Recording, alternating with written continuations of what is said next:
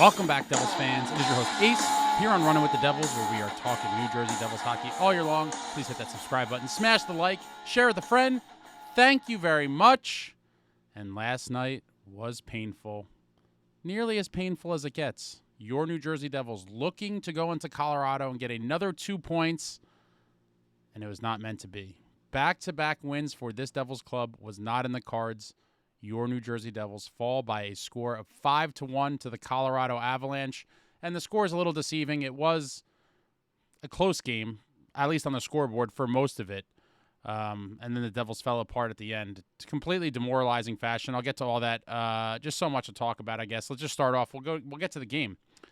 First period, Devils getting completely outworked. Avalanche buzzing early. Devils kind of in survival. Wasn't pretty early. It looked like it may have been a smashing for the Avalanche, and in the end, they did smash us on the scoreboard, but the Devils were right in the game to the end. At 8:54 of the first, Mackennon gets his 24th of the season, giving the Avalanche the 1-0 lead. Some big saves by Jake Allen in the first. Devils didn't show much. Outshot 11-7 in the first period. It seemed much worse than that during the game, but the Devils started to come on a little bit later in the first, but 1-0 after one. And I was like, I'm thankful we're only down one. Jake Allen, once again, the New Jersey Devils' best player on the ice, in my opinion, for at least 55 minutes of that game. The team kind of quit on him at the end, and those 2 extra goals, and it is what it is. But for the most part, Jake Allen was the best Devils player for most of the night and kept him in it when we could have been blown out early. Devils only down 1-0 after one. Felt gracious to only be down one. Second period, no goals for either team. Devils started to come alive, had some chances in that second period, but couldn't get one past former New Jersey Devils goaltender Mackenzie Blackwood. Devils with 10 shots in the second period, Avalanche with 12. A much closer period overall. And then we get to the third. We get to the third period, Avalanche on the power play, and at 2:57, puck comes off of Jake Allen's pad. It's sitting there in front. Allen has no idea where it is, and Nathan MacKinnon down low in front with Kovacevic in the vicinity, but not nearly close enough by the time Kovacevic realized what was happening. MacKinnon puts it in the back of the net for his 22nd at 2:57, giving the Avalanche the 2-0 lead. And at that point, I was completely deflated. I was like, all right, this game's over. There's been games where the Devils have trailed even 2 goals late in the third period, and the way the game played out earlier, you're like, they have a comeback in them maybe. Tonight didn't seem like that, but MacKinnon gives them the 2-0 lead. And then a little while later, at 8:28, Jack Hughes just unrips a cannon blast. Love to see the clapper from Jack Hughes. His 27th of the season at 8:28, assisted by Luke, cuts the lead to 2-1. And that's now the last 3 goals we've seen from Jack have just been absolute bombs. Just complete bombs. The 2 goals he scored against the Dallas Stars in that painful loss, the first game out of the Four Nations break, he had 2 big slap shots as well. Love to see it from Jack Hughes. He's got to start utilizing that shot more. But Devils down 2-1, midway through the third period, trying to mount a comeback. Avalanche back on the power play. And at 14:14 of the third, Nathan MacKinnon makes one of the craziest hand-eye coordination goals you'll ever see. Puck's flying up in the air, and he's just waiting for it to come below the crossbar level. And then from a very weird, sharp angle, just bats it violently directly into the net. I mean, what a player. Nathan MacKinnon, one of the best players in the league. And he showed it there. His 23rd of the season at 14:14 gives the Avalanche the 3-1 lead. And then they would pile on 2 more to kick us while we were down. Middlestat gets one at 16:40 to make it 4-1. And then at 18:18, Logan O'Connor gets one, and that's all she wrote. That's all she wrote. Avalanche win 5-1. After the last goal, Jake Allen kind of stormed off the ice, which I like to see some heart and fire from him. He deserved much better last night and deserved much better in a lot of his starts on the season. His record would be pretty damn good on a lot of other teams. Unfortunately for him, many nights the Devils' offense did not show up, and despite him playing well, he earned a loss. Tonight, just a bad night overall. I have no words. The way we just kind of folded up at the end. After that third goal by MacKinnon, the Devils just, it's demoralizing. I am gutted. And 5-1, painful loss. And now they must regroup. Saturday night is a massive game in Utah against the Utah Hockey Club. We desperately need the points. We desperately need the points. And the other thing about the game, aside from giving up at the end and just folding up, the standings, the playoff race is real, and the Hurricanes are giving us every chance to steal their second spot. With any point in last night's game, even a overtime or shootout loss, the 1 point would have temporarily put the Devils above the Hurricanes for second in the Metro. They're both sitting at 70 points now. Canes with 2 games in hand. They've only played 58 games. The Devils have played 60, both with 70 points. And a monumental opportunity squandered once again. And the wild card is getting super tight. Detroit has 66 points in 58 games played. The Columbus Blue Jackets have 64 points in 58 games played, and the New York Rangers have 62 points in 58 games played. The margin for error right now is non-existent. Within the division, the Jackets and Rangers right at our heels would love to take that third place in the Metro spot from us, and we could be amongst the teams scraping and clawing to hold on to a wild card spot. Every game is precious. Only 22 games left. It's so crazy how quick the season. 22 games left, guys. Every point is huge. And to give up late in a game like last night, it was painful. It really was. I thought Timo Meier, despite not scoring, had a very good game. A lot of the fans have been super down on Timo Meier as of late, and I get it.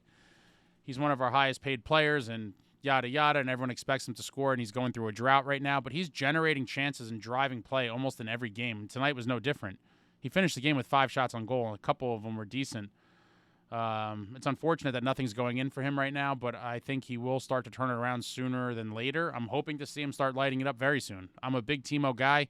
I think this team would be much worse off without him in the lineup, but a lot of people have just been talking smack incessantly on Timo, and I think you have to really sit back and just watch the games and just think about, if we didn't have him, I think it'd be very ugly on many nights, and tonight would have been one of them. I thought he was one of our best forwards for sure throughout that Avalanche game, but painful loss, got to regroup against Utah. The standings are a dogfight, and the next thing I turn my attention to is everyone talking about what is Fitz going to do before the trade deadline. Now, I'm going to have a lot of videos and things about the deadline coming up in the next week and, after the deadline and everything and leading up to it.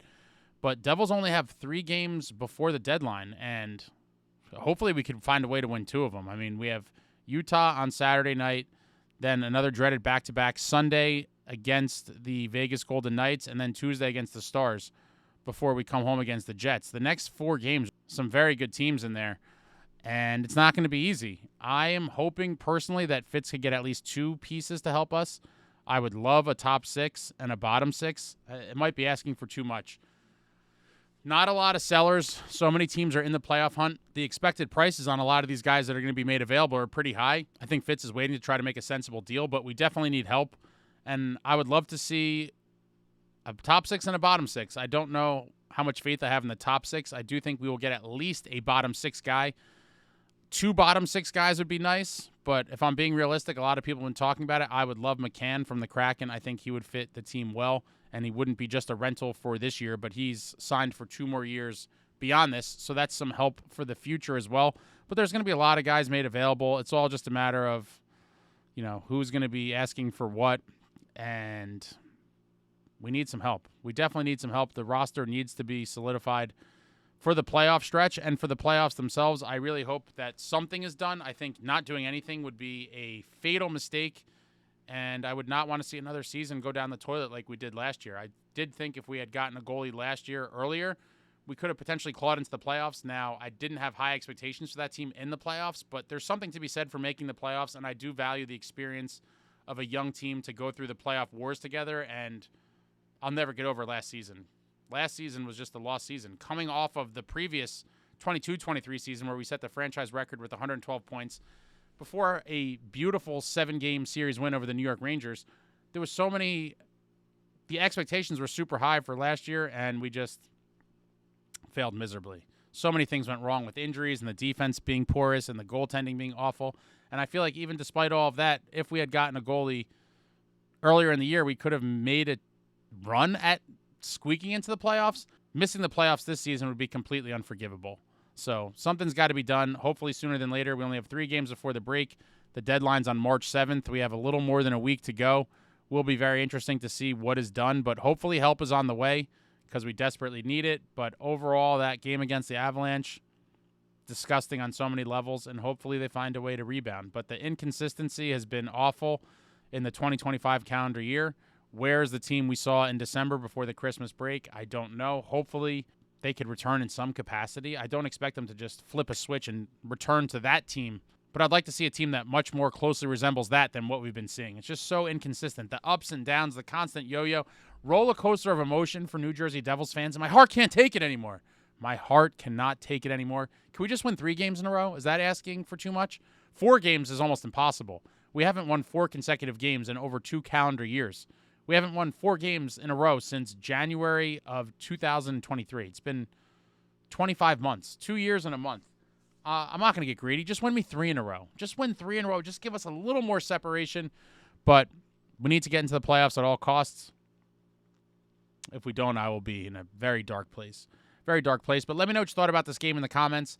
Anything, everything New Jersey Devils hockey, throw it out there in the comments. I enjoy talking to all of you. If you're newer to the channel, poke around. I have some interesting stuff from the past couple weeks.